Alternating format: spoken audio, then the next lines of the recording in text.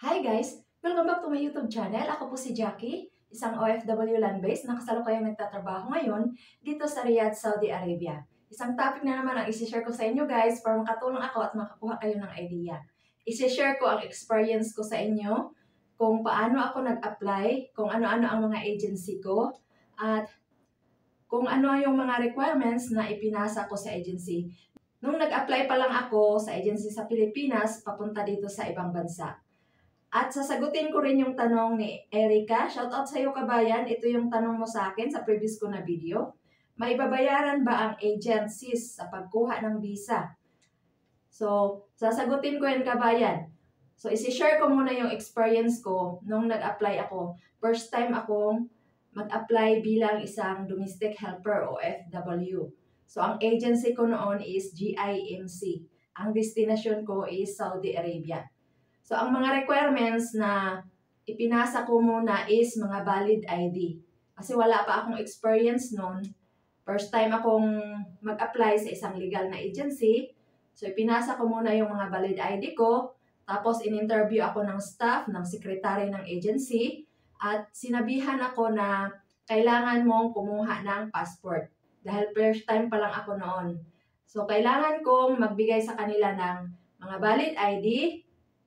So, mas maganda kapag ikaw ay mag-a-apply, kung plano mo nang mag-apply, nasa tamang edad ka na. So, maghanap ka ng legal na agency, mag-ingat ka sa mga hindi legit na agency, yung mga scam. Marami kasi ngayong mga scammer guys. So, mag-ingat tayo, mag-apply lang tayo sa legal na agency, at kailangan may valid ID tayo. Mas maganda kung marami tayong valid ID na maipakita para mas mabilis mai-process yung ating papeles at pagkuha natin ng passport. So kapag may valid ID na tayo, ipapakita lang natin yun sa secretary ng agency or sa staff ng agency na mag-i-interview sa atin at i-schedule na tayo or sila na yung mag-asikaso sa pagkuha natin ng passport. So ang gagawin lang natin, iintayin lang natin kung kailan ang schedule ng release ng ating passport at pupuntahan natin yun. Kukunin natin yung ating passport at ibigay natin sa agency. May mga agency na sila na rin yung magbibigay or magbabayad sa passport dahil yun naman talaga yung nakasulat sa tarpaulin nila kapag mag-apply ka bilang isang kasambahay o OFW dito sa ibang bansa. Nakasulat na yun sa tarpaulin nila na hiring sila ng mga domestic helper bound to Saudi Arabia, Qatar, Bahrain, Oman. Yun yung mga nakalagay sa tarpaulin nila sa labas ng opisina nila. Nilalagay rin nila na pre-accommodation, free food and allowance. May ganun na agency kabayan. So, kailangan mag-apply lang tayo sa legal na agency at ipakita natin yung ating passport kung ex-abroad na tayo. Pero kung first time tayo mag-apply sa isang legal na agency, kailangan natin kumuha ng passport. So, yun ang proseso kabayan at yun ang requirements na ipinasa ko nung nag-apply ako una sa agency, sa legal na agency. So, ang una kong agency is GIMC. So, ang destination ko nun is Saudi Arabia. Hope of Alhasa ako nun nakapagtrabaho nung first time ako. Tapos, ang pangalawa kong agency is MMML. Ang pangatlo kong agency is Max. Ang destination ko naman nun, sa Bahrain ako. Ang pang-apat ko na agency na in-applyan is Global Pro. Yun yung mga agency na in-applyan ko para makapagtrabaho ako dito sa ibang bansa. So ngayon, nandito ako sa Riyadh, Saudi Arabia. So yun yung mga agency ko kabayan na in-applyan ko. Tapos ang mga requirements na ipinasa ko is valid ID. Tapos kumuha ako ng passport. Pagkakuha ko ng passport, kumuha naman ako ng NBI. Kailangan kasi natin yun kabayan. Ipapakita kasi natin yun sa agency or ibibigay natin yun sa agency. Kasi kailangan nilang malaman kung wala ba tayong record sa NBI para maging legal yung pag-alis natin. So, kailangan kumuha tayo ng NBI At pagkatapos no, nag-medical na ako, yun naman talaga yung ginagawa kapag isa kang aplikante or nag-a-apply ka papunta dito sa ibang bansa. So, kailangan mong mag-medical. After kong kumuha ng passport, in-schedule na ako na mag-medical, phase 1. So, nag-medical ako phase 1. Kapag magbi-medical ka kabayan at ang referral mo, phase 1 yung nakalagay, pagpunta mo sa clinic, ang kailangan mo lang ipasa is yung urine at stool. So, kailangan ka lang din nilang kuhanan ng dugo. Hindi buong katawan mo ang kailangan ma-check kapag phase 1 yung nakalagay sa referral mo. Ang mahirap lang kapag phase 2 na yung nakalagay sa referral mo dahil buong katawan mo ang kailangan nilang i-check sa medical clinic. Sa pagmimedical mo sa clinic. Kung saang clinic ka magmimedical. So, kapag phase 2 na, so kailangan mo nang mag-fasting. So, mahirap kapag phase 2 na ang schedule mo sa medical. So, yun kabayan, ang pinagdaanan ko nung nag-apply ako sa mga agency na nasabi ko kanina. So, ang unang agency ko is GIMC. Ang opisina ng agency namin dati is sa Hilpuyat siya. Malapit lang siya sa OWA. Tapos nag-OWA din ako kabayan. Napakahirap pag first time kang mag-OWA dahil ang dami mong kailangang kabisaduhin. Kabisaduhin mo yung Arabic numbers at Arabic language.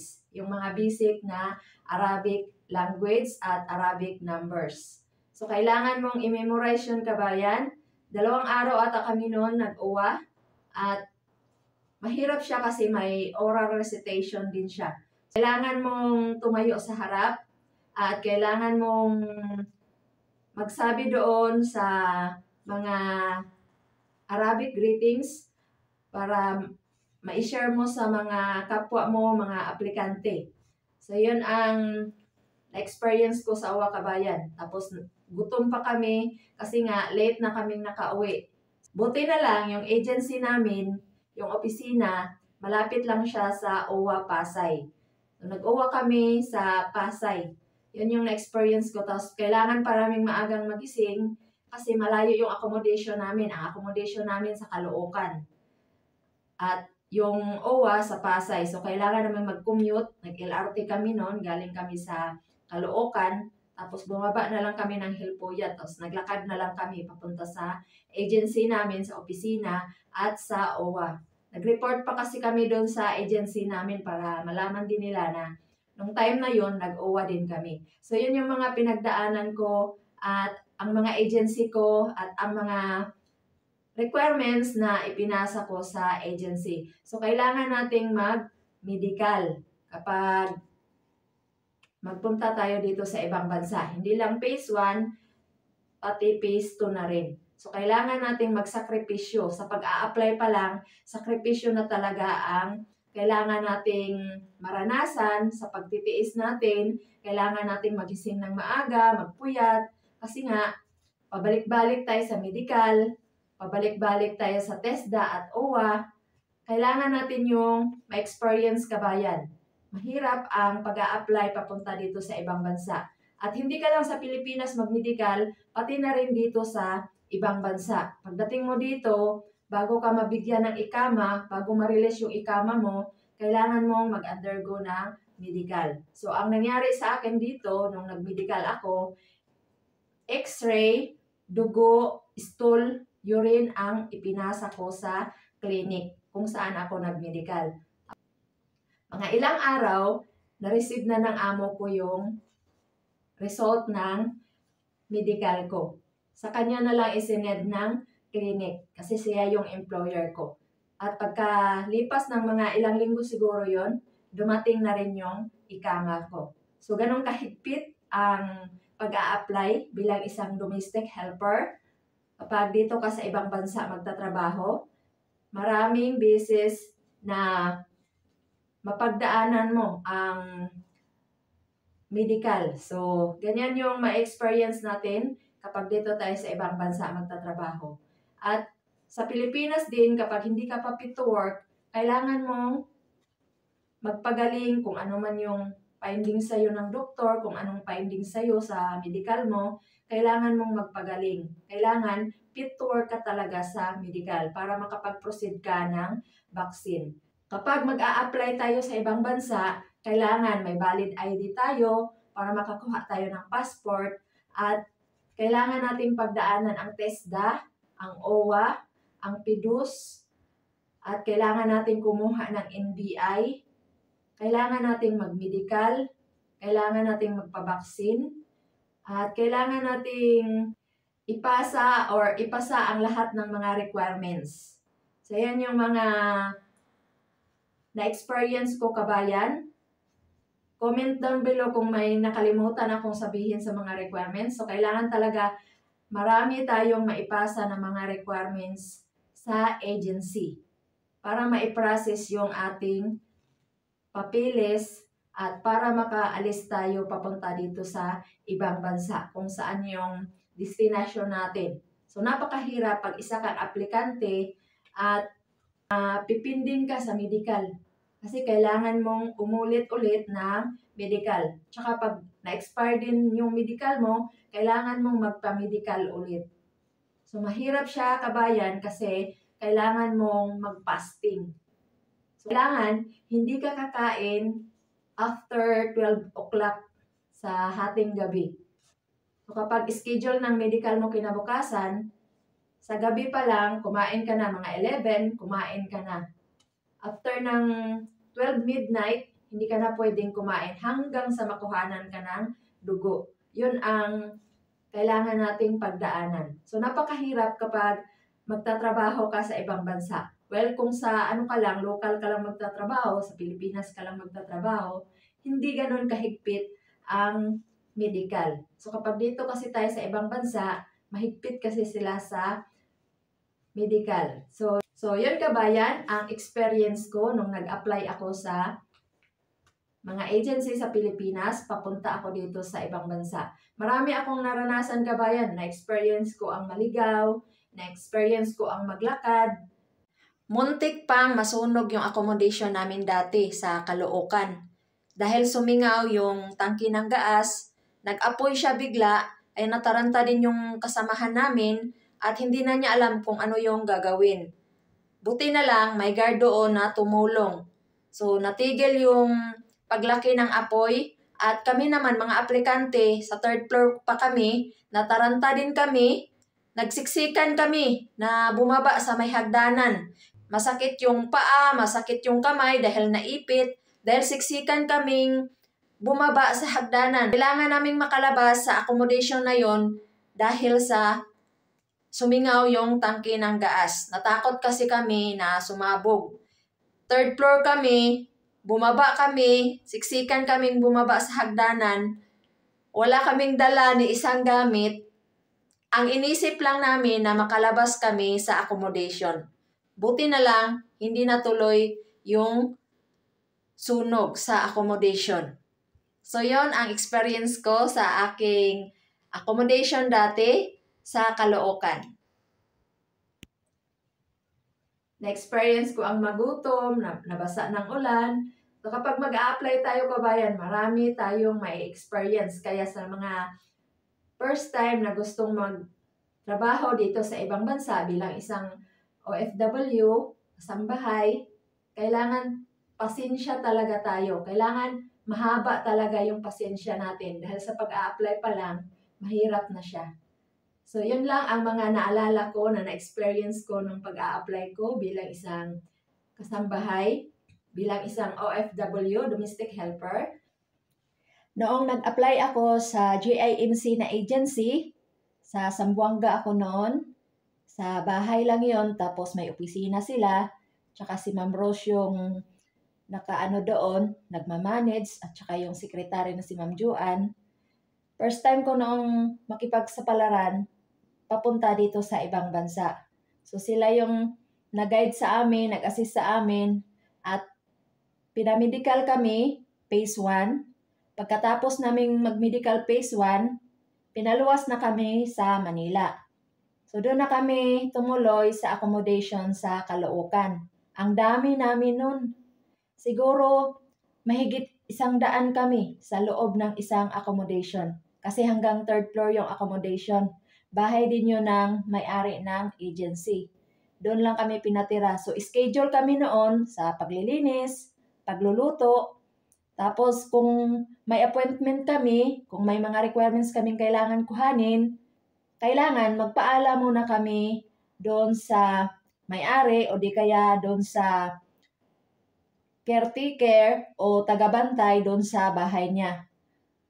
May inassign kasi yung may-ari ng agency na magbabantay sa gate. So hindi talaga kami basta-basta makakalabas kasi nga may nakabantay sa gate. Tsaka bawal kaming lumabas kung wala kaming appointment, kung wala kaming bibilhin na importante.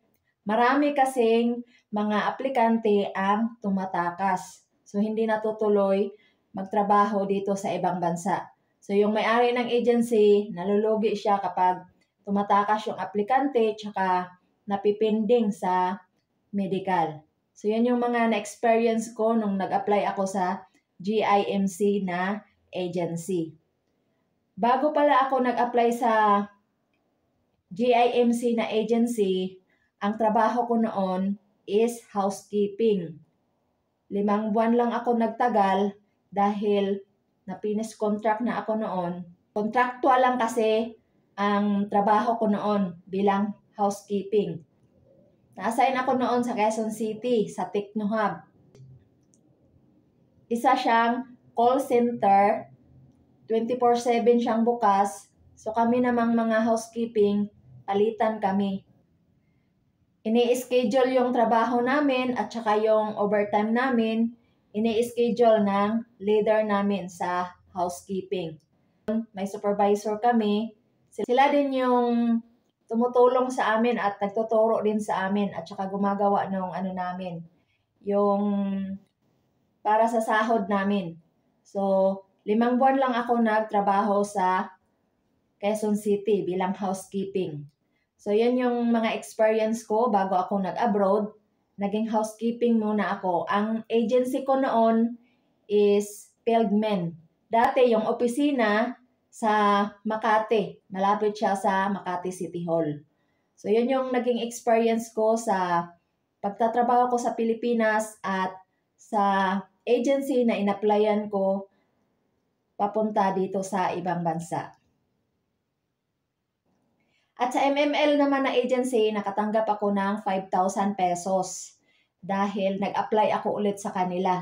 Nung una kasi, ang destination ko sa Kuwait, year 2015 hanggang 2019. Pagka-uwi ko ng Pilipinas, nag-apply ulit ako sa MMML na agency, papunta naman ako sa Qatar. So, binigyan nila ako ng 5,000 noon. Yung 5,000 na yon, binili ko ng cellphone at iniwan ko sa pamilya ko. So, yan yung naging experience ko. Umalis lang ako sa MMML na agency dahil nung nasa Qatar ako, nagka-problema ako sa employer ko at hindi nila ako natulungan agad. Dahil nung time na yon ay may COVID, pandemic, kaya hindi nila ako natulungan agad. Pero niripan nila yung kalahati ng pinambili ko na plane ticket. Ako kasi ang bumili ng plane ticket ko para makauwi ako ng Pilipinas. So nakiusap ako sa employer ko at pumayag naman siya. Ang pinambili ng plane ticket is yung sahod ko. So binigay ko sa kanya yung 2 months ko na sahod. Tapos yung sobra, sinuli naman niya sa akin. Binigay niya sa akin. Binalik ng amo ko sa akin. Pagdating ko sa Pilipinas, nag-report ako sa agency at sinabi ko sa kanila.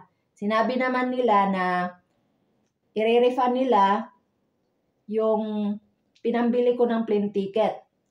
Tapos, nung mga ilang weeks na, tinawagan nila ako at sinabi na bibigyan na lang nila ako ng financial assistance.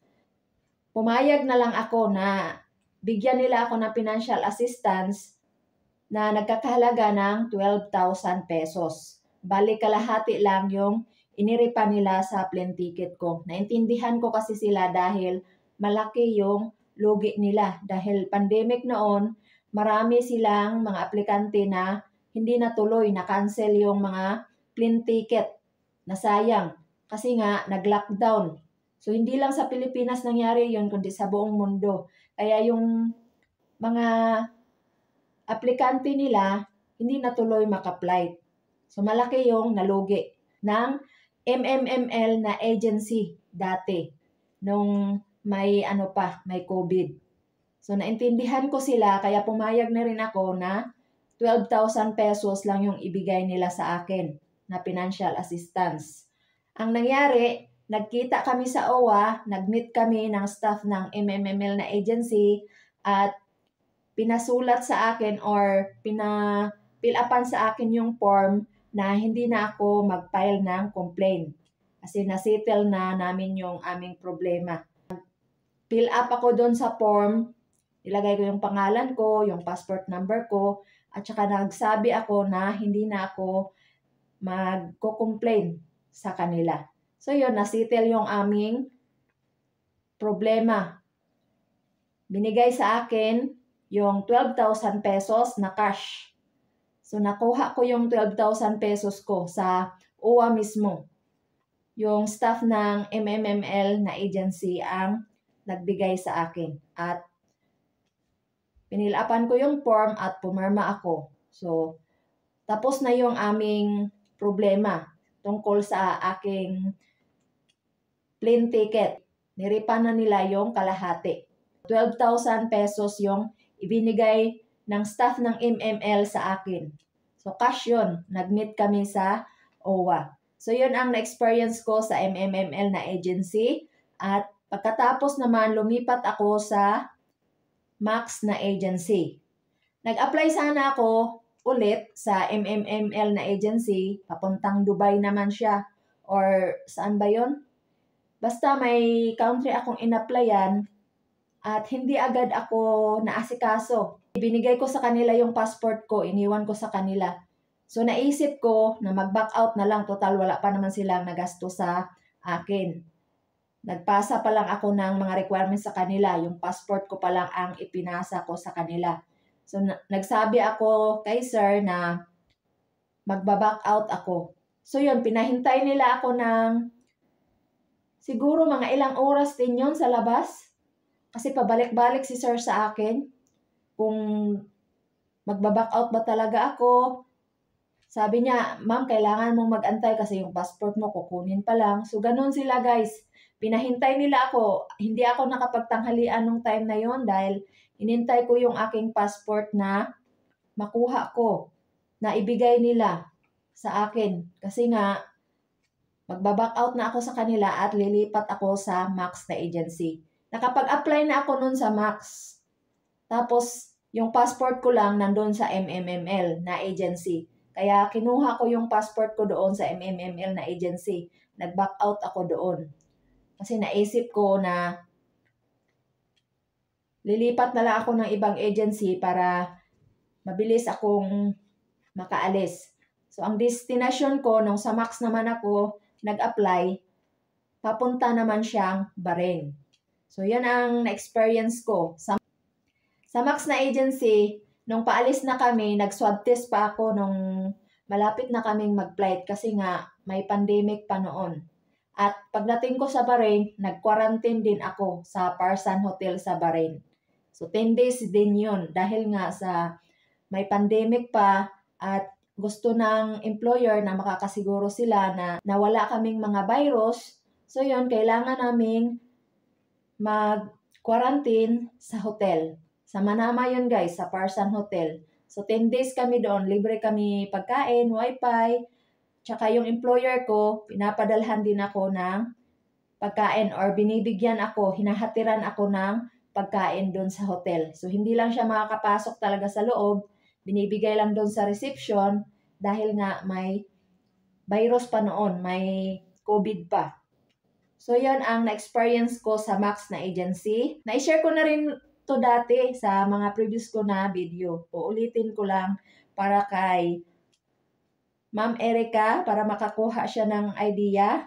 Shout out sa iyo kabayan. Nag-comment kasi siya sa previous ko na video. So, ito yung comment niya. Sasagutin ko na rin ito, kabayan. May binabayaran ba ang agencies sa pagkuha ng visa? So, yon ang tanong ni kabayan Erica. So, yung sinishare ko sa inyo, para makakuha kayo ng idea at pati na rin kay Ma'am Erica para makakuha rin siya ng idea at makatulong ako sa kanya. So, sasagutin ko yung tanong mo, kabayan. Sa experience ko, kabayan, ang trabaho ng agent, pagdadala lang ng aplikante sa isang agency. So, yung mga agency, may hinahire yan sila ng mga agent na pupunta sa mga barangay para maghanap ng aplikante sa isang agency. Para ihatid nila sa agency, para kumita din sila ng pera. So, yun lang ang trabaho ng agent, kabayan. Ang agent yung tagahatid ng aplikante sa isang agency. Siya yung maghahanap ng aplikante para ibigay niya sa isang legal na agency. So, ang ibig sabihin din nun, kikita din siya kapag nakaalis na yung isang aplikante. So, sa mga aplikante na hinihingian ng agent ng bayad, huwag kayong magbigay ng kahit magkano or kahit hihingian kayo ng 1,000 ng inyong mga agent. Dahil kumikita na yan sila kapag nakaalis na tayo. For example, ako, siya yung nag-guide sa amin. Tinutulungan niya kami kung paano pumunta sa lugar na yan, kung paano kumuha ng NBI, para hindi kami maligaw. Dahil nung mga time na yon, wala pa kaming knowledge about sa pagkukumute papunta sa NBI. So, sa pagkuha ng NBI. So, siya yung nag-guide sa amin. Trabaho ng agent, kabayan. Ang agent, tagabigay lang yan ng aplikante sa isang agency. Siya din yung tutulong, sasama sa mga aplikante kung may kukuhanin ng mga requirements. Siya yung mag-guide. At minsan, nagbibigay din siya ng allowance. At pag nakaalis ang isang aplikante, babayaran siya ng agency. So, yun yung explanation ko sa comment mo, kabayan. At tinatanong mo dito kung may binabayaran ba ang agent sa pagkuha ng visa. Ang agent, kabayan, ay hindi siya kumukuha ng visa. Ang visa kasi, ang employer ang nag-aasikaso niyan, tinutulungan din siya ng agency dito sa ibang bansa. So, ang employer, pupunta yan sa agency. Titingnan yung mga biodata natin at pag may napili na siya, aasikasuhin na niya yung visa ng isang aplikante or isang OFW. For example, napili niya yung biodata ko. So, siya yung mag-aasikaso ng visa, yung employer, yung magiging amo natin dito sa ibang bansa. Ang visa kasi, yan yung patunay na binibigyan ka ng karapatan ng employer mo na mag-stay or tumira dito pansamantala sa lugar nila dahil magtatrabaho ka sa bahay niya. Isang karapatan yun, kabayan, na binibigay ng employer para hindi ka mahuli ng pulis dito sa ibang bansa. So, kaya may visa tayo dito dahil dayo lang tayo dito sa ibang bansa. So, kung expire na yung visa mo, kailangan mo nang umixit or umuwi ng Pilipinas kung mag-i-expire na yung visa mo. Dahil wala ka ng karapatan na tumira pansamantala dito sa lugar nila dahil na-expire na yung visa mo. Kaya pinapadalhan tayo ng employer ng visa. Ang employer ang magbabayad nun, kabayan. Ang employer ang gagastos nun. Ang employer ang magpapadala nun sa atin ng visa, hindi ang agent. Ang agent, ang trabaho nila, gaya ng sinabi ko kanina, magbibigay lang yan ng aplikante sa isang agency. Ang employer talaga ang magbibigay ng visa. So kung ang visa mo is pangkasambahay, may number yon, may number 20 or number 18. May mga number yung visa, kabayan, kasi may visa din para sa mga skilled worker, yung mga nagtatrabaho sa labas, at may visa rin sa mga kasambahay, OFW. So yun kabayan, ang employer ang magpapadala ng visa. Ang employer ang magbabayad ng visa dito sa lugar nila. Kasi yun yung karapatan natin. Sila yung magbibigay ng karapatan na tumira ka dito sa bansa nila, sa lugar nila, dahil magtatrabaho ka sa bahay niya, sa bahay ng employer mo. So yun yung explanation ko tungkol sa visa kabayan. At yung ikama naman, yun yung parang barangay clearance sa Pilipinas. Dahil yun yung ipapakita mo sa pulis kung hanapan ka nila ng ikama, dahil nakalagay na doon lahat ng detalye, yung visa mo, titingnan doon ng pulis. So kung expire na rin yung ikama mo, so magsabi ka rin sa amo mo. Yun yung permit, resident permit mo dito sa ibang bansa. Katunayan na legal yung pagtira mo dito pansamantala sa lugar nila. Dahil may visa ka, may ikama ka. So yun kabayan, ang explanation ko tungkol sa visa. Hindi ang agent ang magbabayad nun kabayan, kundi ang employer.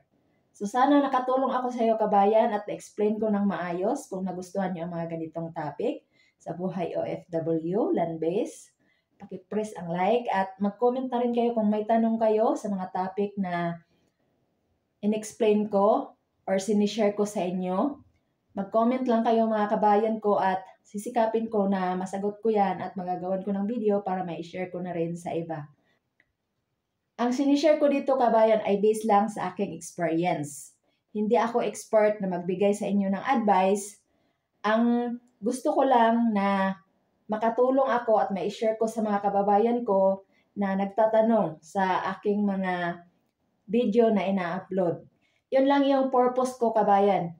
Kung bakit ako nag-upload ng mga video. Kasi gusto ko lang talaga na makatulong at makakuha kayo ng idea tungkol sa mga experience na sinishare ko sa inyo at sa mga topic na ini-explain ko, dinidiscuss ko. So, paki-share nyo na rin at paki-hit ang subscribe at paki-pindot nyo na rin ang notification bell para ma-update kayo sa mga video na i-upload ko. Maraming salamat sa inyong suporta at maraming salamat sa inyong panonood. God bless ating lahat.